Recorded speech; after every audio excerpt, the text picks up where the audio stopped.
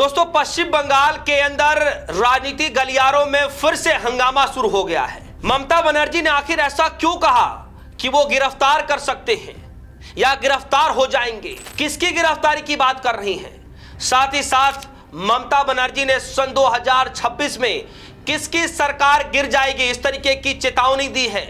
यह सब कुछ मैं आपको इस खबर में बताऊंगा।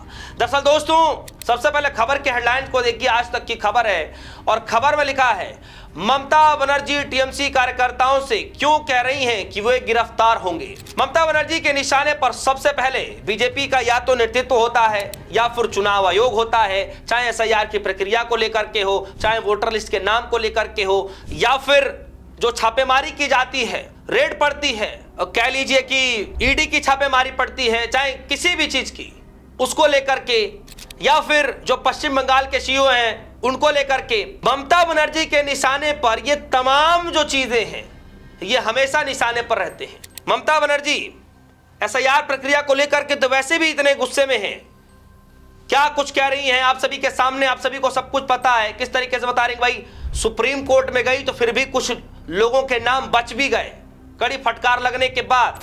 अगर वो सुप्रीम कोर्ट भी नहीं जाती तो आज हालात कुछ और होते। ममता बनर्जी कह रही हैं तृणमूल कांग्रेस के कार्यकर्ताओं से, यानी टीएमसी के कार्यकर्ताओं से, अपनी कार्यकर्ताओं से कह रही हैं, चेतावनी देते हुए कह रही हैं कि बड़े पैमाने पर उनकी गिरफ्तारी हो सकती है। लिहाजा ममता बनर्जी समझती हैं कि टीएमसी कार्यकर्ता चुनाव होने तक पूरी तरह सतर्क रहे। साथ ही पश्चिम बंगाल के लोगों से ममता बनर्जी अपील कर रही हैं कि वो बीजेपी के इरादे को किसी भी सूरत में सफल होने ना दे।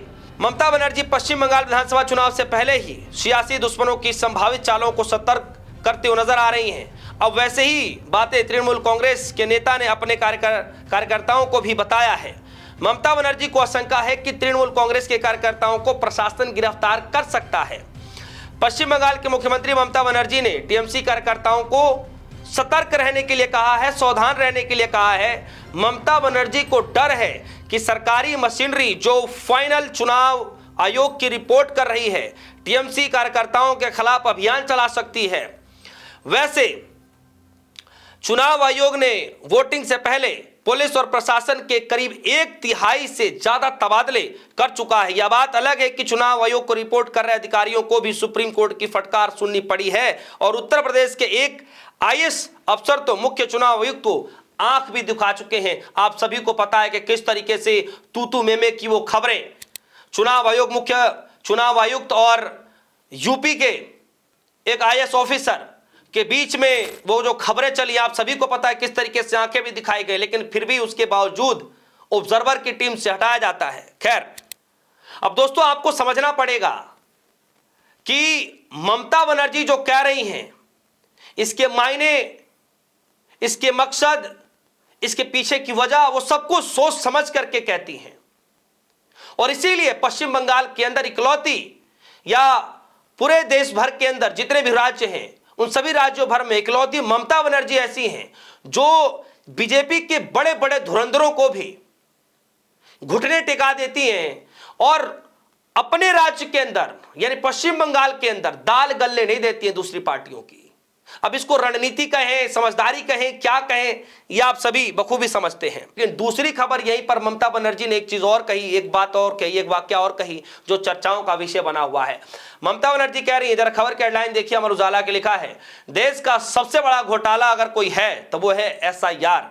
बंगाल की सीएम ममता बनर्जी का दावा, 2026 में गिर जाएगी मोदी सरकार। जी हां दोस्तों, 2026 में मोदी सरकार गिराने के लिए ममता बनर्जी अभी से तैयारियों में जुड़ चुकी हैं। उनको पता है कि इस बार का चुनाव बिल्कुल सभी चुनावों से एकदम हटकर है।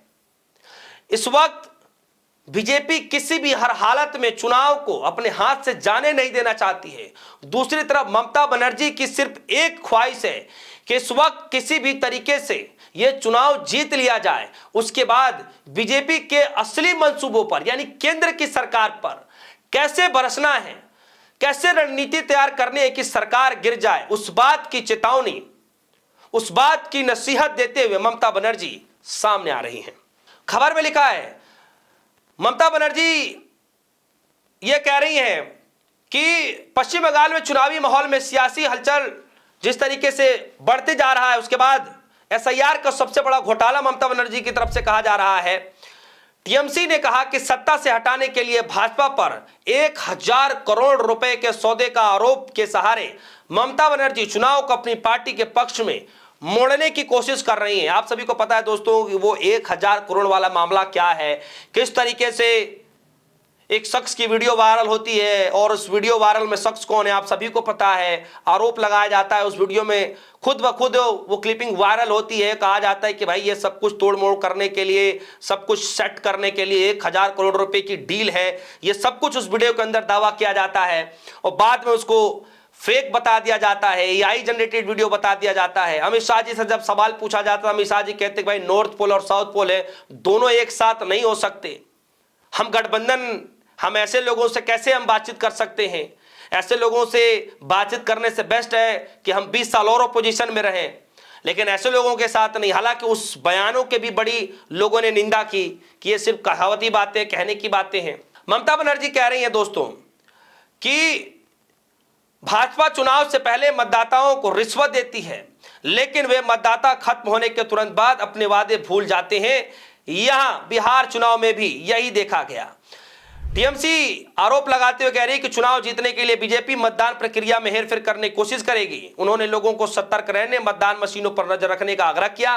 ममता बनर्जी ने कहा कि मतदान मशीनों के बारे में सतर्क रहें।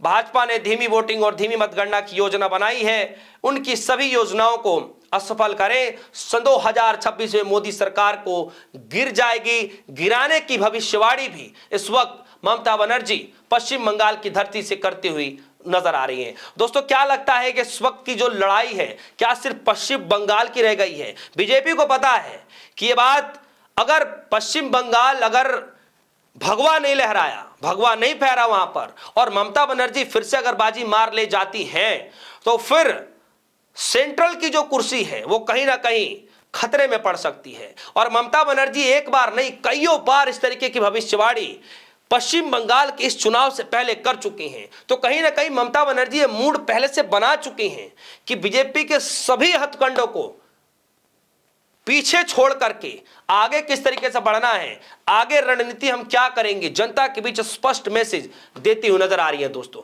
क्या सच में टीएमसी के कार्यकर्ताओं को हिरासत में लिया जा सकता है? क्या सच में उनके कार्यकर्ताओं को परेशान किया जा सकता है? और क्या 26 में ममता बनर्जी अगर ये चुनाव जीत लेती हैं तो 26 के अंत तक क्या सच में ममता बनर्जी मोदी जी की सरकार को गिरा देंगी?